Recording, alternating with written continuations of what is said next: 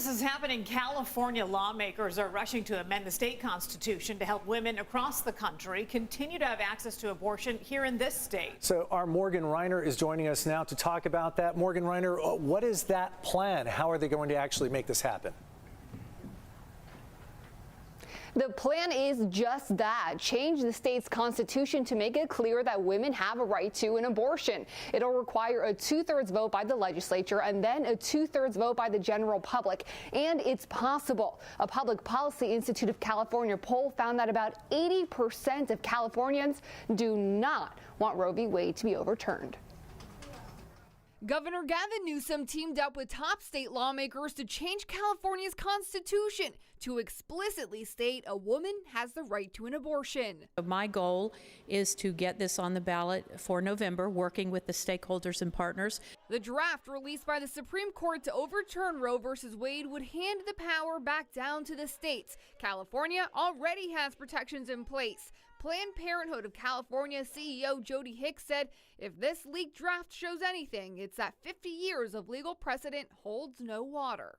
If we can put any layers of protection, not just for today, but for our future generations, then, I'm personally grateful that they're willing to do that. And, this is the first time that we're leaving to our children less rights than we had. Leaders say they're preparing for an influx of women from across the country, as about half the states are projected to ban abortions once the decision is finalized. Dr. Daniel Grossman told me he's already seeing an increase. They are choosing to travel to California, even though it's not the closest place where they could go to access care. What's the cost of this? Women's Caucus Chair Christina Garcia told me that's where a bill that's making its way through the legislature comes into play. It's a way for us to have a public-private partnership, so we could be collecting private dollars to help fund the expenses of both traveling out of state, but also paying for the medical care, legal expenses that might be accrued in there as well.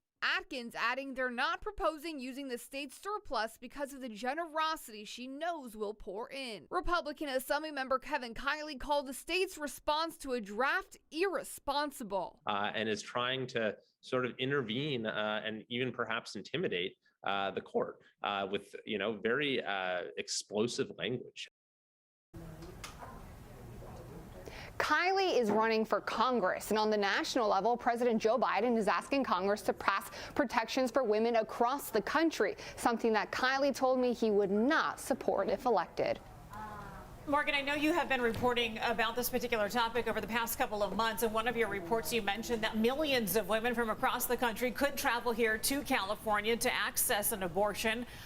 As far as that is concerned, are we already starting to see an influx of people come in here for that? How does it look? Do you want me to?